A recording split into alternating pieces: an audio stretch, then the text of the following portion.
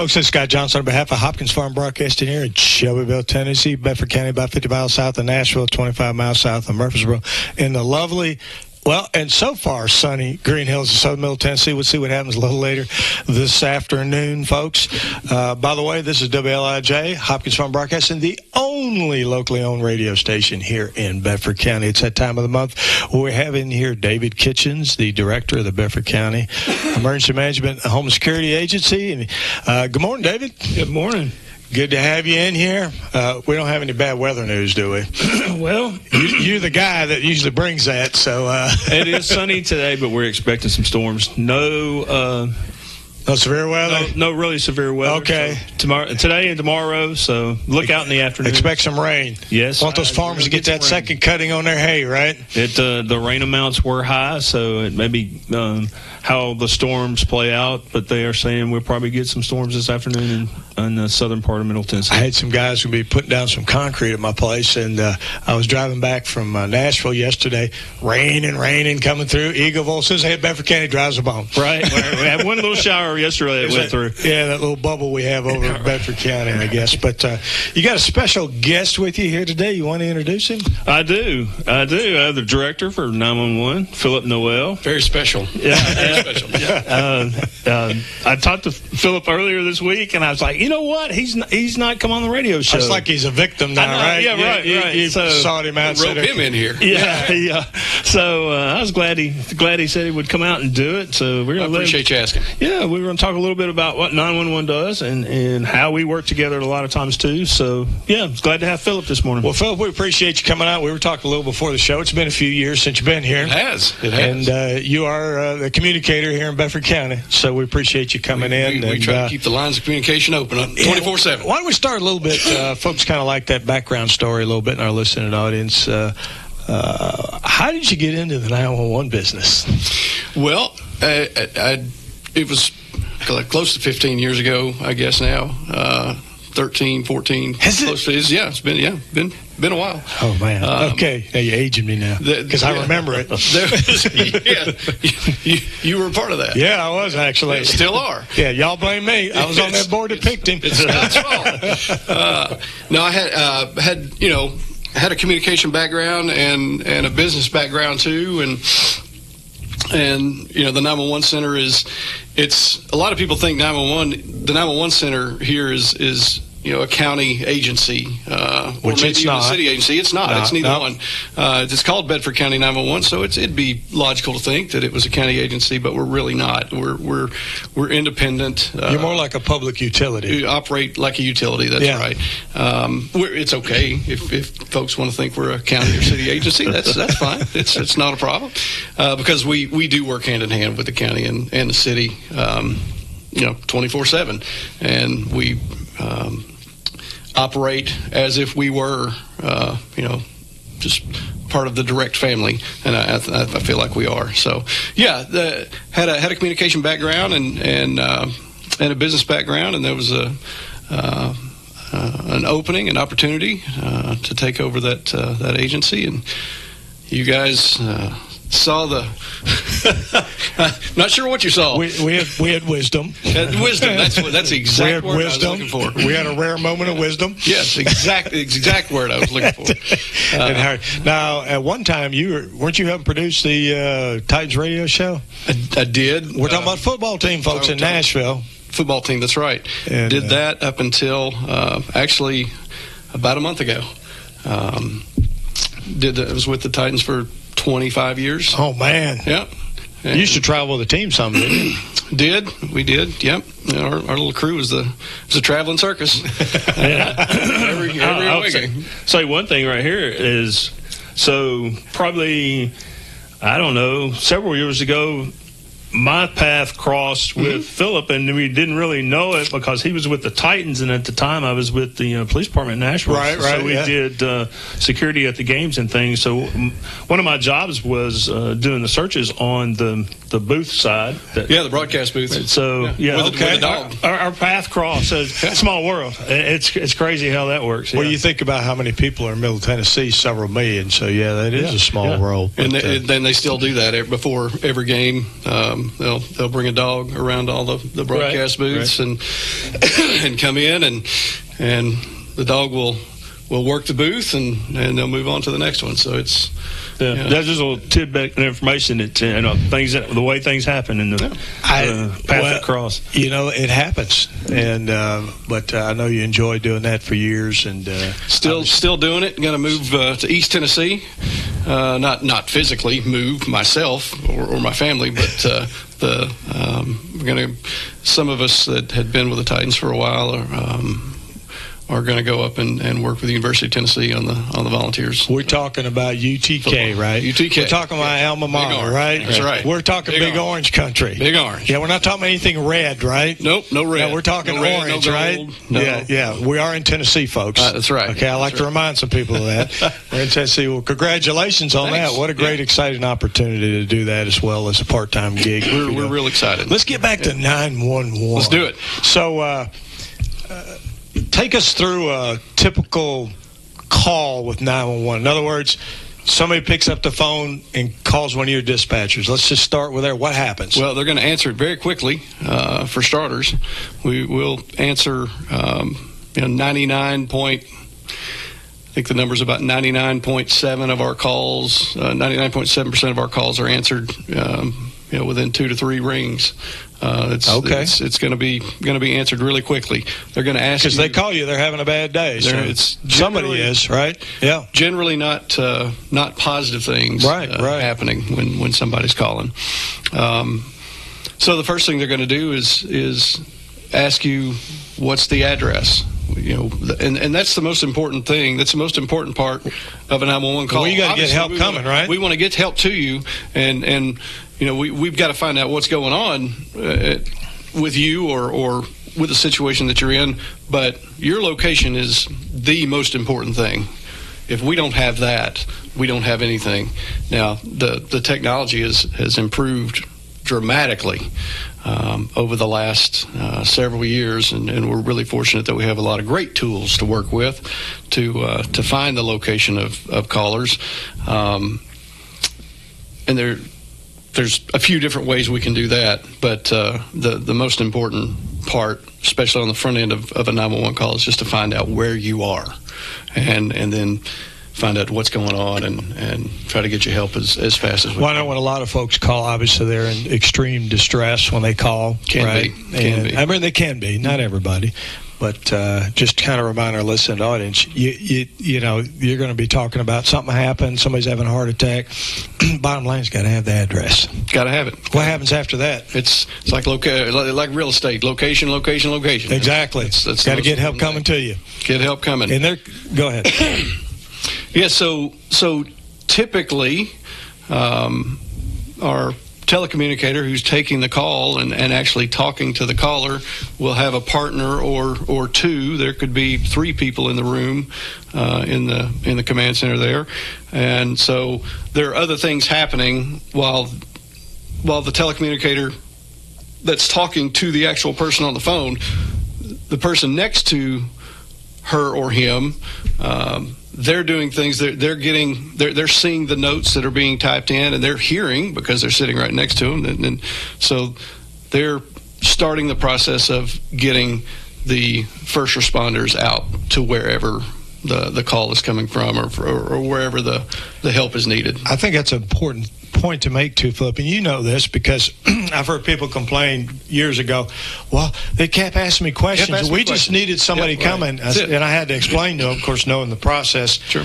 Somebody else is sending the folks coming, but they still need information to provide to those responders that are coming to you. It is, yeah, and I get it. I mean, if you're in a really high stress situation, you've been in a bad car wreck, you're not in the mindset of wanting to answer 38 questions. I get it, but there are things happening while those questions are being asked. It's not, it's not a process of we're going to ask you 10 questions and then we're going to get around to sending somebody to you. All of that is happening simultaneously. Well, it's so critical. And it's information that we need. Oh, yeah, and it's so critical, folks. And David will tell you this as a former police officer, and I still work part-time as a deputy sheriff. You need as much information as you can as you're rolling up on that scene. Because you may get information that's just, a simple heart attack. Oh, it happened because somebody just shot somebody. Well, we need that part too. Yeah, right. That's important. So it's critical that you answer all the questions. And we have protocols for each scenario that happens. Of course, you can never have manuals or guidelines for every possible thing that comes up, as you guys know, being in public safety all your life. Every time you think you've seen it all, then you haven't. Right. You haven't. Exactly right there. But we have protocols that that have questions that need to be asked, and they're in the order in which they need to be asked, and so there is a method to it. It's not we're not freelancing a phone call. Want to throw in one more thing. A lot of folks will. I've done it. We'll accidentally call 911 with our cell phones. It's so easy to do that now. You stick it in the cup holder, and the buttons get pressed, and or you're on a job site. It happens, and people really get. They just really get nervous about that, and they get really uncomfortable when it happens, and a lot of times they'll just they'll hang up, and gotta call back. The point of that is don't hang up. Just don't hang up. If you accidentally call 911, it's okay. It's okay. It happens all the time. More than 25% of our calls that come in on 911 are accidental. Think about that. That's a big number. That's a lot, because you guys get a lot of calls. It's a big number. So again, if you accidentally dial 911, just stay on the phone. Well, you want to figure out what's going on, and it's really an emergency. We're going to make sure you're okay, and it's okay. It's okay. David, you got something? Yeah, no, another thing I was going to add is that now they have the phones have the various apps that do the crash indicators. You get a bunch of those too. So we do. Oh yeah, we're going to talk about Apple Watches in a minute. But anyhow, folks, we're talking to David Kitchens, the director of the Bedford County Emergency Management and Home Security Agency, along with Phillip Noel, the director of E911 Communications here in Bedford County. We're going to take a 2-minute break and be right back. When's the last time you've seen the eye doctor? Don't wait. Whether it's little Carter's first pair of glasses or keeping a good eye on your vision health as you age, your eyes are a precious thing. See personalized care for the whole family and friendly faces at Dr. Hasty Family Eye Care on 605 North Main in Shelbyville, across from the U.S. Post Office. Striving to bring you excellence in optometry every single day. Don't put your family's vision off. Make an appointment today at 931-684-2020. Personalized eye care for the whole family at Dr. Hasty Family Eye Care. United Communications builds connections you can rely on. Whether it's fast internet for your home or business, our fiber network is designed for your community. No long hold times, no out-of-town providers, just real service from real people. Call 931-740-1800 or visit united.net. Thousands of Tennesseans already trust United. United Communications. Fast, local internet. Visit Kincaid Service Company today to experience the superior comfort of a Serta mattress. Serta has pioneered sleep innovation for more than 90 years, bringing quality products to more than 150 countries worldwide. Serta Comfort is validated by consumers with thousands of 5-star reviews and are designed and assembled in the U.S. at one of Serta's state-of-the-art facilities. Serta's award-winning mattress collections are created by providing superior comfort along with overall support and breathability. Get Serta Comfort by visiting Kincaid Service Company in Shelbyville. Online at KincaidService.com. Here at Farm Credit Mid-America, we want to get to know you and your story. We are a member-owned cooperative offering a range of loan products. So when you find that incredible land tract that you've been longing for that fits into your story, give me a call, Jonathan Boyce, at 931-212-0101, or come by and see me, 1908 Madison Street, here in Shelbyville, Tennessee. Loans are subject to credit approval. Additional terms and conditions may apply. Farm Credit Mid-America is an equal opportunity lender.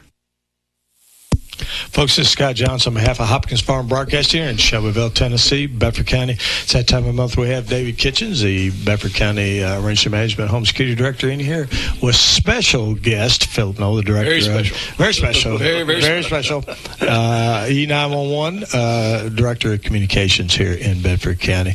Gentlemen, when we went to the break, we were talking about a lot of devices now that will automatically call 911. So do you get a lot of those, Phillip? We do. We've really seen an uptick of that in the last probably year and a half or so. The Apple Watches and the Apple phones. I don't have an Android phone. I don't know if I can't tell you if they have the same. I do. Mine doesn't do that. Yeah, I don't think the Androids have it yet, but maybe the new ones wouldn't be do. the first time I've been wrong if they do. Yeah. Mine's like a 62 model. So version minus 3.7. So yeah, there's the technology in these devices now, the watches and the phones, and if they get, the intent is good. If they take a jolt, the device is going to assume that you were in some sort of accident, or there was you fell, or you had a car wreck, and it's going to dial you guys. And it's going to dial us. So that's a good thing for the consumer. Another way to keep them safe. But it does add stress on our system, on our resources, because if we get a vehicle crash notification, which is what it's called, and it's an automated call like OnStar, that OnStar, we get calls from OnStar a lot. If you have that in your car or have had it, it's an automated process, so there's really not an opportunity to ask questions, right? And find out what's going on. You get a vehicle crash notification, you have to assume that there's been a crash, and you have to send somebody, and you're sending at that point law enforcement and EMS and fire. You're sending everybody. So it's they're working on that technology and trying to improve it. And I know they will. Everything always gets better as time goes on. But try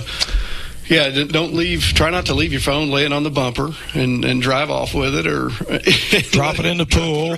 Yeah, I bet on those calls. But it just seems like we are, and I'm just going from my perspective, just working part-time at the Sheriff's Department, we do go on a lot of those calls. But that's okay. I mean, the bottom line is we get there, just let us know what's going on, make sure you're okay. Just trying to keep you safe. Right. And it's like Phillip said, it's a good technology, but in the process, he talked earlier about asking all the questions. Well, you can't ask the questions, so therefore you have to send the cavalry everything that you think you might need. And we're never not going to send someone. Never. We're just never not going to send someone. If we get a call on 911. I mean, there's people that call 911 that are in big trouble. 10,000 times it could be okay, but the one time that it's not is what matters. Speaking of that, let's talk a little bit about your telecommunicators, your dispatchers, whatever the correct term is nowadays. Either one.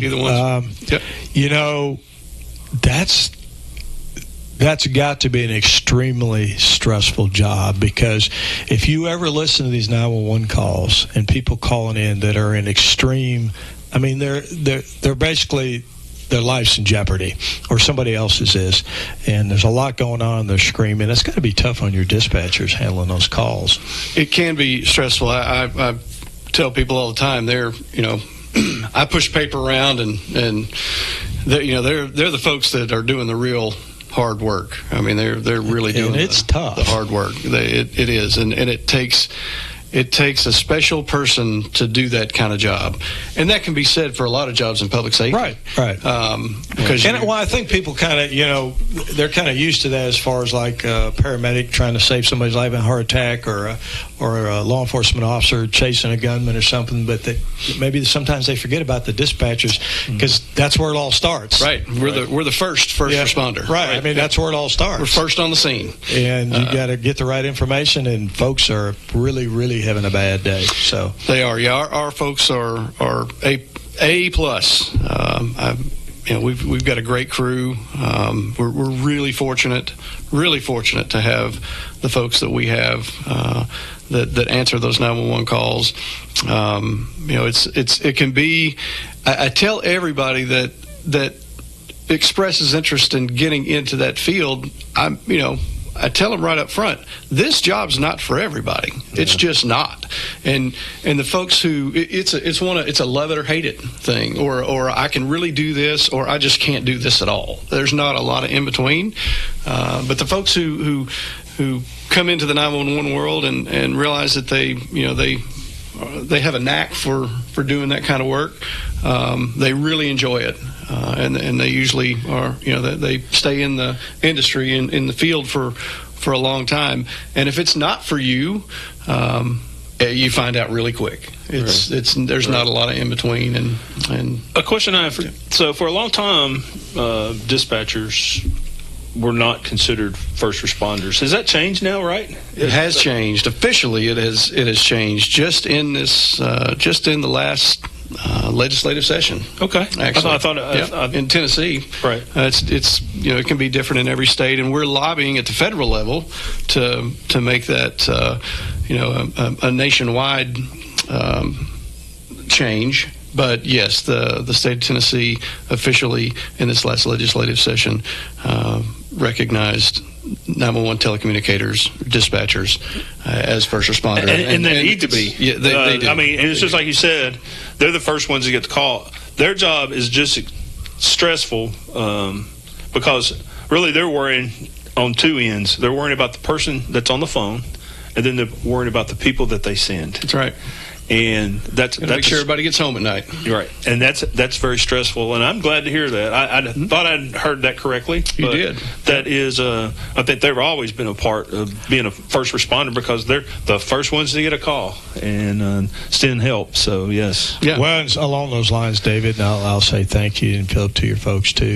Working as a deputy and you're going on calls like domestic violence calls, things like that, and your folks keep checking on us to make sure we're okay because things can go sideways kind of fast sometimes. You may not be able to get to your radio, so yeah, we appreciate folks checking on us when we're out there. Always check on our folks. That's one thing we have programmed into our system. Each telecommunicator is sitting in front of 6 big computer screens. It looks like NASA in there. And it does look like that NASA control center in Houston. Yeah, you go in there, and checking on folks is one of the things that is paramount to our software. Is if we send you, Scott, out on a call, we log in our system that you have responded to this call, and a timer automatically starts, and in 5 minutes we get an alarm and it flashes that we have to check on you and make sure you're okay if we haven't heard from you since you because you may be dealing with several calls at one time. Could be. That's right. I mean, Bedford County's gotten to the point where it's not like one call every 20 minutes. That's right. So it's a lot of calls. We're constantly checking on the folks on law enforcement that we send out, and that's critically important because it's in the title 911's communications, but I think a lot of people don't include their 911s in planning for stuff. That's like when we have something, we usually call Phillip and or some of his group if we're doing the craft fair, if we're doing anything, because they're one of the critical parts. Everything revolves around communication, and if we can't get to them or they can't get to us, we have a problem. You got resources sitting around doing nothing. Then. Right. And I think, not nothing, but kind of. Glad to see it down here. The importance of it, because it was an importance of mine, and I'm sure it's important to you to have them. They actually come out at the craft fair. We have a couple of dispatchers at our craft fair every year that not only takes care of the fair itself, but has direct communication with Union Street to straight contact, so they could actually get on the radio, and they dispatch people too, right? They do, yeah, and that's another area where technology has really improved, over the last few years. Scott, you might remember what year it was that we started sending dispatchers out on site at the craft fair. It's been 10 years or probably about 10 years. Yeah. So there's the mobile command post that's set up out there, and we would send dispatchers out. And now it's to the point where we can take our entire system out there and set it up, our CAD system, our computer-aided dispatch system, and we can take we have a Go box that is a 911 phone. We didn't have that 10 years ago, did we? Didn't have it. Just didn't have it. We can take 911 calls now out there. We can take 911 calls at McDonald's right now if they've got Wi-Fi. So it's technology has come along. I will say that was a game changer, whatever it was 10 years ago. So bringing you guys out there to be able to do that, and it was kind of like, I can't believe we didn't do this before. Yeah. Because you talk about the craft fair in Bell Boca, which is a fantastic event, but it doubles the population of Bedford County. Doubles the population of Bedford County. It's become like the fifth or sixth biggest city in the state. I heard that at one point. It's in the top 10 for sure. Right. I know Team has always told us they have more vendors there than any other event in the entire state, like 800 something vendors, and it's a great event. But bringing you guys out there was a game changer. Being able to have you right there on scene. Can I plug one thing before we go? Absolutely. Code Red. Code Red. And I was going to talk about that too. I'm glad you brought it up. Code Red. I don't know what time we have to go, but it doesn't matter. We're going to stay for you. Okay, go ahead. Awesome. Go ahead. Talk about Code Red. Code Red. It's an emergency notification system that is provided to all citizens of Bedford County. Whether you live out in the county or the city of Shelbyville, doesn't matter. If you're inside the jurisdictional boundary of Bedford County, you can sign up for Code Red. And it's mostly, it's real easy to do. Let me just start there. Say how you do that, Phillip. You just go to our website, the Bedford County E911.org website. Just go there. Just Google Bedford County TN, or you'll get Virginia. Or you might get Virginia. But if you just type in Bedford County E911.org, that is our website. And the sign up for Code Red's right there. The link is on there. It's super easy. You put your name and address and phone number in there, and your data's not sold. It's not going to be telemarketed out. Right. It's very protected data, and it monitors your home address. Mostly it's used for weather notifications. But it can be used for other things. We do use it for other things. It also has the capability.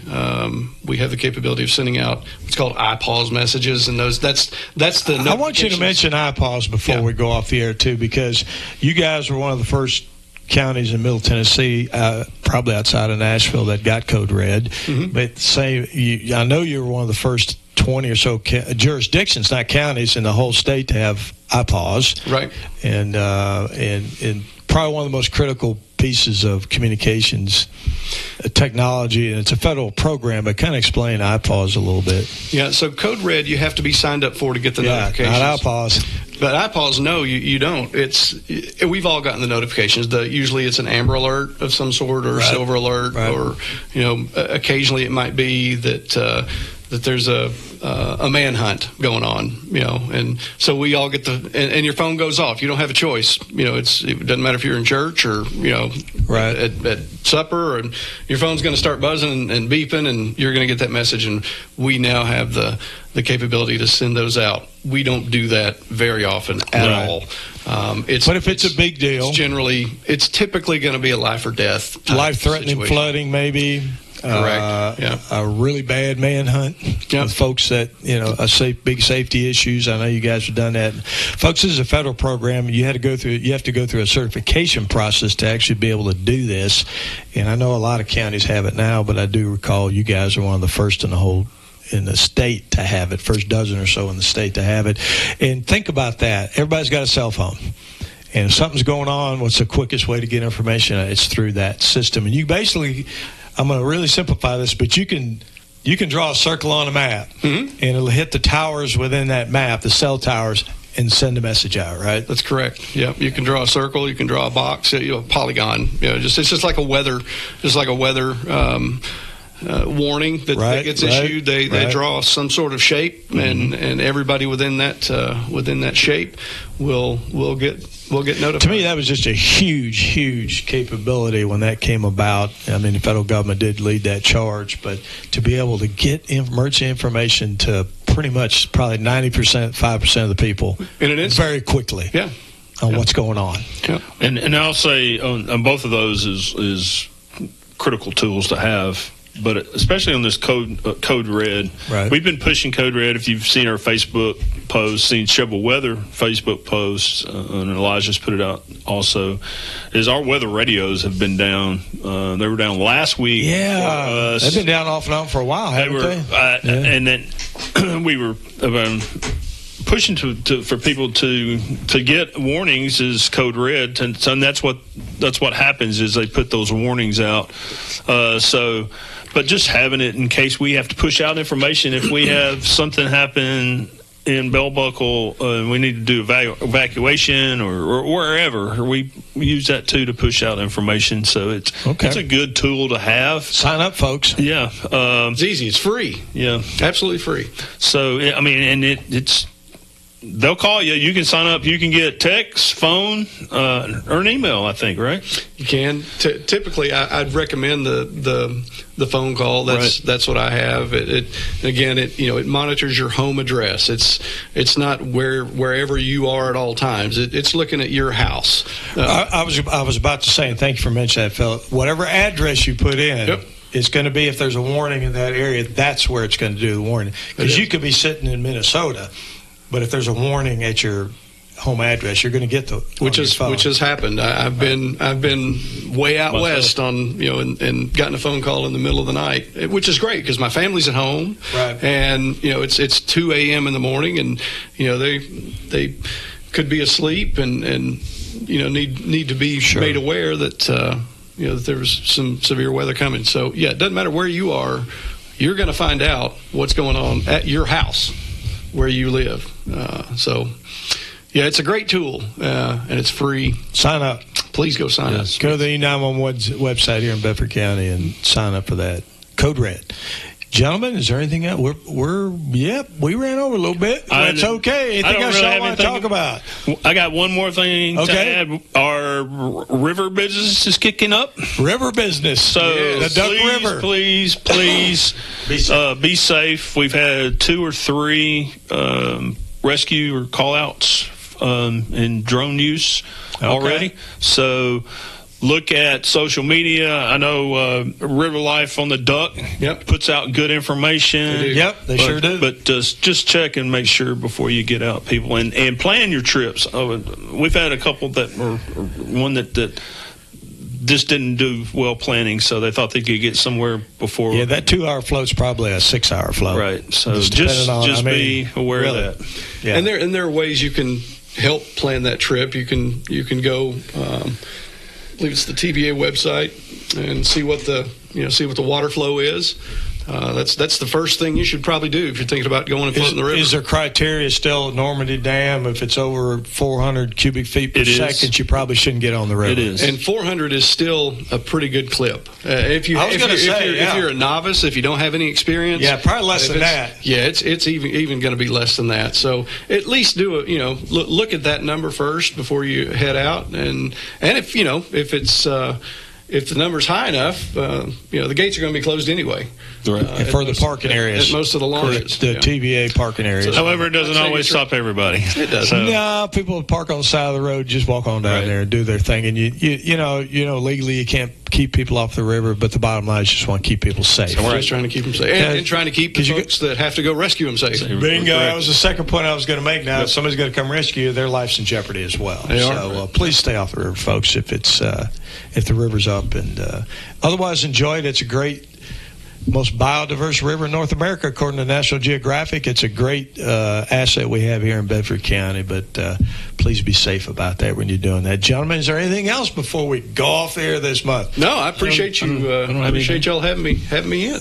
But let's not wait 5 years. Let's don't wait it 5 years again. All right, let's make it maybe a lot less than that. So, folks, we've been talking to David Kitchens, the director of the Bedford County Emergency Management Homeland Security Agency, with his special special guest, Phillip, Noel, the director of the Emergency Communications Bedford County E911 Center right here in Shelbyville. Gentlemen, appreciate you coming in and educating our audience today. And you know what? I want to thank our sponsors of this show. We've got United Communications sponsoring this show, which is local fast internet.